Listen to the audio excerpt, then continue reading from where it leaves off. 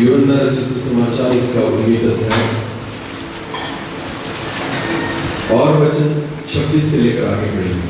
तीसरी वाणी, जब यीशु ने अपनी माता वचन कहता है जब प्रभु यीशु मसीह ने अपनी माता और उस चेले को जिससे वो प्रेम रखता था पास खड़े देखा तो अपनी माता से कहा, हे नारी, देख ये तेरा पुत्र है। देखिए तेरा पुत्र है।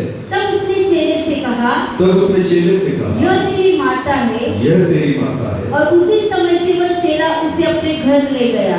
ये तीसरी वाणी है प्रभु यीशु मसीह की कि उसने अपने चेले से कहा, देख ये तेरी माता है, और अपनी मां से कहा, देख ये तेरा पुत्र है। ये यीशु मसीह की तीसरी वाणी है। अभी इस वचन को ध्यान से देखिए कि प्रभु यीशु मसीह ने जब अपनी मां को देखा तो उसके मन में विचार आया कि ये मेरी जिम्मेदारी है, ये मेरी मां है।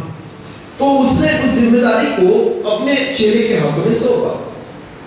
तो यहां पर मरियम के साथ यानी उसकी मां के साथ प्रभु यीशु मसीह का एक अच्छा रिश्ता हम देखते हैं। पर मेरे ख्याल से हमने पीछे कटस्वान में मैंने अभी वचन प्रचार किया था अल्पेश के यहाँ, शायद कोई था वहां पर, मुझे नहीं पता, पर हम उस वचन को निकालेंगे, जरा सुनेंगे कि एक समय ऐसा था कि यीशु मसीह अपने मां के बारे में और अपने भाइयों के बारे में क्या कहता था और यहाँ ऐसा क्यों है, उसके बारे में हम देखेंगे। लूका 8 उसका 19 से लेकर आगे बढ़ेंगे। लूका उसका 8 अध्याय और वचन 19 से लेकर आगे। उसकी माता उसके भाई उसके पास आए। अभी ध्यान देकर सुनना। प्रभु यीशु मसीह की मां और उसके भाई उसके पास आए, पर भीड़ के कारण उससे भेंट न कर सके। और यीशु मसीह एक घर में बैठा था जहां बहुत भीड़ थी। वचन कहती है कि यीशु मसीह और उसकी माता और उसके भाई उसके पास आए, पर भीड़ के कारण वो यीशु तक पहुंच नहीं पाए। उससे कहा गया, और उससे यीशु मसीह को कहा गया, तेरी माता और तेरे भाई बाहर खड़े हुए, कि तेरी माता और तेरे भाई बाहर खड़े हैं, तुझसे मिलना चाहते, वो तुझसे मिलना चाहते हैं। उसने इसके उत्तर में उनसे कहा, पर यीशु मसीह ने ऐसा उत्तर दिया, मेरी माता और मेरे भाई यही है। मेरी माता और मेरे भाई कौन है? यही है जो अंदर बैठे हैं, जो परमेश्वर का वचन सुनते और मानते, जो परमेश्वर का वचन सुनते और मानते। बाहर उसकी मां खड़ी थी, तो यीशु क्या कहता है, मेरी मां कौन है? जो अंदर बैठे हैं, उनमें से जो है जो वचन सुनते और क्या करते हैं? मानते। वही कौन है? मेरी मां और मेरे भाई। हालेलुया। अभी ध्यान देकर, एक समय ऐसा था कि यीशु मसीह मरियम को ना मां कहना नहीं चाहता था। क्यों? क्योंकि यीशु कहता है जो वचन सुनता और मानता है ना, वही मेरी मां और वही मेरा भाई। हालेलुया। भले मरियम ने जन्म दिया, भले जगत के तौर पे मैं उसका बेटा हूं, पर फिर भी वो चीजें मरियम में नहीं पाई जाती जो चेलों में पाई जाती थी। हालेलुया। वो चीजें उसके भाइयों में नहीं पाई जाती थी जो उसके चेलों में पाई जाती थी। तो प्रभु यीशु मसीह कहता है, भले इसने मुझे जन्म दिया हो, पर जो चेलों में है ना वो उसमें नहीं है, तो इसलिए मेरा रिश्ता उसके साथ जुड़ नहीं सकता। तो यीशु कहता है, यही मेरी मां और यही मेरे भाई है जो अंदर बैठे हैं, तो वचनों को सुनते और क्या करते हैं? मानते हैं। अपनी मां को उसने मिला नहीं, वो अंदर भी नहीं बुलाया, वो बाहर ही खड़े थे। यीशु मसीह बाहर भी नहीं गया उठकर उनसे मिलने। इसका मतलब आत्मिक जीवन मरियम का और उसके भाइयों का कमजोर था। वो वचनों को सुनने के लिए उसके पास नहीं आए थे, मिलने के लिए आए थे। वो यीशु मसीह को इसलिए मिलना चाहते थे कि मेरा बेटा है, पर यीशु मसीह लोगों से इसलिए मिलता था कि लोगों को कुछ सिखाए। हालेलुया। जिसके अंदर भूख पाई जाती है वचन, जिसके अंदर वचन की भूख और प्यास पाई जाती है ना, प्रभु यीशु मसीह उनको मिलना चाहता है। आमीन। भले सगी मां है जो उससे मिलना चाहती है, पर यीशु कहता है मैं नहीं मिलूंगा, मैं नहीं मिलना चाहता ऐसे लोगों से। पर यही यीशु जब क्रूस पर है तो वही मरियम उसको नजर आ रही है। विधान देखो सुनो, अभी यीशु कहाँ है? क्रूस पर, और वही मरियम है उसकी मां जो अभी उसको नजर आ रही है। पर अब यीशु है ना उसके बारे में सोच रहा है। बोलो, उसके बारे में क्या कर रहा है? सोच रहा है। एक मां के तौर पर उसके बारे में सोच रहा है। क्या कारण है कि एक समय ऐसा था कि यीशु उसके बारे में नहीं सोचता, पर अब क्रूस पर है पर उसके बारे में सोच रहा है। इसका क्या कारण है पता है आपको? पढ़ेंगे यूहन्ना 19:26 वचन पढ़े। अभी ध्यान देकर सुनना। हाँ, जब यीशु ने अपनी माता और उसके बाइबल कहती है जब यीशु मसीह क्रूस पर था और उसने अपनी माता और उस चेले को और उस चेले को जिससे वह प्रेम रखता था, जिससे यीशु बहुत प्रेम रखता था, हालेलुया, ध्यान देकर सुने, जिस चेले से यीशु क्या करता था? प्रेम। यीशु किस पर प्रेम करता है पता आपको? जो अच्छा दिखता है उस पर नहीं, जो अच्छा बोलता है उस पर, जिसके द्वारा अच्छे चमत्कार होते हैं उस पर नहीं। यीशु किस पर प्रेम करता है पता है आपको? चलो वचन से पढ़ेंगे, पहले उस वचन को निकालें। हाँ, निकाले यूहन्ना रचित सुसमाचार, यूहन्ना रचित सुसमाचार उसका 15 अध्याय और वचन 10 पढ़े। यूहन्ना 15 और वचन 10। यदि तुम मेरी आज्ञाओं को मानोगे, यीशु कहता है यदि तुम मेरी आज्ञाओं को मानोगे, हाँ, तो मेरे प्रेम में बने रहोगे, तो मेरे प्रेम में बने रहोगे। आमीन। यीशु किनसे प्रेम करता है? सुनने वालों से नहीं, बोलो किससे? मानने वालों से। हालेलुया। जो मेरी आज्ञाओं को मानते हैं मैं उनसे क्या करता हूं? वो मेरे प्रेम में बने रहेंगे। हालेलुया।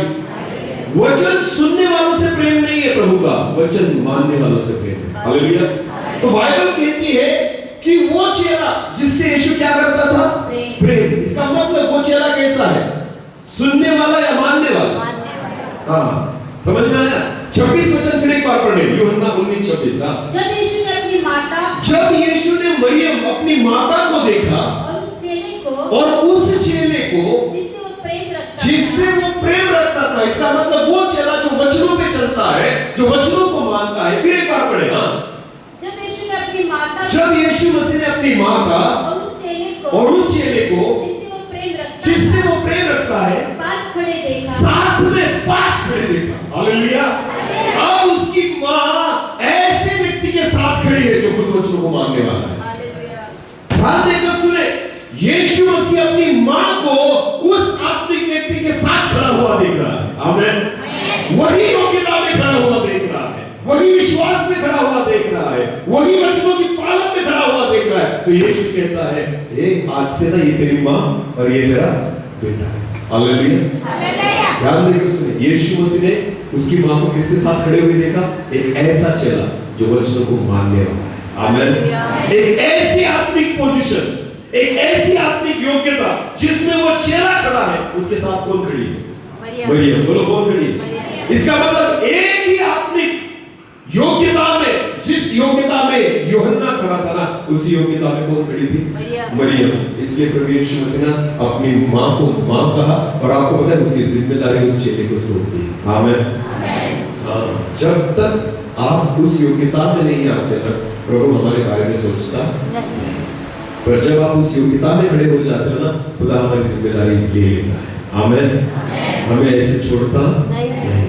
उसने अपनी माँ की जिम्मेदारी उस चेले को दी, आज से ये तेरी माँ, और उसे कहा ये तेरा बेटा। हालेलुया। एक समय ऐसा था कि वो अपनी माँ को देखना भी नहीं चाहता, बाहर थी खड़ी, पर फिर भी उठकर नहीं गया, क्योंकि वचन मानते भी नहीं और सुनते भी नहीं। पर आज उस चेले के साथ खड़ा देखा जो वचन सुनता भी है और वचन मानता भी है, जो यीशु मसीह के प्रेम में बना है। आपको पता है उसी योग्यता में मरियम खड़ी है। आमीन। और इसलिए यीशु कहता है आज से ये तेरा बेटा और ये तेरी माँ है। आमीन। यीशु मसीह के साथ अगर आपको रिश्ता रखना है ना, तो आपको उसी योग्यता में खड़ा होना होगा। आमीन। जब हम उस योग्यता में खड़े हो जाएंगे जिस योग्यता में उसके चेले थे, तो ध्यान देकर सुने, प्रभु हमारी जिम्मेदारी को उठा देता है। आमीन। वो हमें कभी छोड़ता, कभी अनाथ रखता नहीं। प्रभु यीशु मसीह खुद जा रहा था माँ को छोड़कर और उसने जिम्मेदारी सौंप दी। उसने एक बेटा दे दिया उसे ना, और उसको भी एक माँ दे दी और कहा साथ में रहे, इसकी जिम्मेदारी तुम उठा। क्यों? क्योंकि तुम दोनों एक ही योग्यता में पाए जाते हैं। आमीन। हालेलुया। परमेश्वर हमारी आत्मिक योग्यता को देखता है। हालेलुया। इसलिए प्रभु यीशु मसीह की नजरें मरियम पर थी कि वो चेले के साथ खड़ी, उसी संगति में खड़ी, उसी योग्यता में खड़ी। इसलिए प्रभु यीशु मसीह ने अपनी जिम्मेदारियों को उसके हाथों में सौंप दिया। जो चेला, उसका नाम है यूहन्ना। क्या नाम है? जिससे प्रभु यीशु मसीह प्रेम रखता था। आमीन। और बाइबल वचन कहती है यूहन्ना 15:10 में, जो मेरी आज्ञाओं को मानता है वही मेरे प्रेम में बना रहेगा। तो वो चेला तो आज्ञाओं को मानने वाला था और मरियम उसी के साथ खड़ी थी, तो वो भी आज्ञाओं को मानने वाली बन चुकी थी। आमेन। और इसलिए प्रभु यीशु मसीह अपनी जिम्मेदारियों को उसके हाथों में सौंप दिया, चेले के हाथ में सौंप दिया। एक माँ की जिम्मेदारी उसने उठा ली। ध्यान देकर सुनो, केवल विश्वास से हमारा रिश्ता नहीं है। जब आप आज्ञाओं को मानते हो रिश्ता मजबूत बन जाता है। आमेन। बपतिस्मा ले लिया, लोगों को लगता है कि मसीह बन गए, जगत के नजर में बन गए हो, पर आपको पता है यीशु की नजर में जो वचनों को मानेगा ना वही रिश्तेदार कहलाएगा। हालेलुया। वही इसके प्यार में बना रहेगा। आमेन। क्योंकि कोई भी रिश्ता तभी टिकेगा जब वो रिश्ता प्यार से जुड़ा, और यीशु मसीह का प्यार उन लोगों के साथ था जो वचनों को मानने वाले थे। आमेन। और जब अपनी माँ को उसने वचनों को मानने वाले लोगों की संगति में देखा तो उसका प्यार फिर एक बार बढ़ा और उसने अपनी माँ की जिम्मेदारी अपने चेलों के हाथ में सौंप दी। हालेलुया। अगर आप चाहते हैं उस प्यार में बने रहना तो प्रभु चाहता है कि हम उसकी आज्ञाओं को मानना सीखें। आमेन। और मैं विश्वास करता हूँ अगर हम उसकी आज्ञाओं को मानेंगे तो जरूर प्रभु यीशु मसीह हमारी जिम्मेदारी को उठाएगा। हालेलुया। ये तीसरी वाणी थी जो प्रभु यीशु मसीह ने कहा, हे नारी आज से ये तेरा बेटा और ये तेरी माँ है। ये तीसरी वाणी जो प्रभु यीशु मसीह ने उसने इस वजह से कि दोनों को साफ करेगा, इसलिए माँ की जिम्मेदारी उसने उठाई। अगर आप चाहते हो कि प्रभु हमारी भी जिम्मेदारी ले, वचनों के साथ वचन मानना सीखे, उसके प्यार में बने रहे, वो हमारी भी जिम्मेदारी को उठाएगा। हालेलुया। अपने आंखों को बंद करें। सर्वशक्तिमान जीवित पिता, हम आपको धन्यवाद देते हैं कि आपके जीवित वचन में लेकर आपने हमसे बात की। जैसे आपकी माँ की जिम्मेदारी आपने उठाई, वैसे पिता हमारी भी जिम्मेदारी को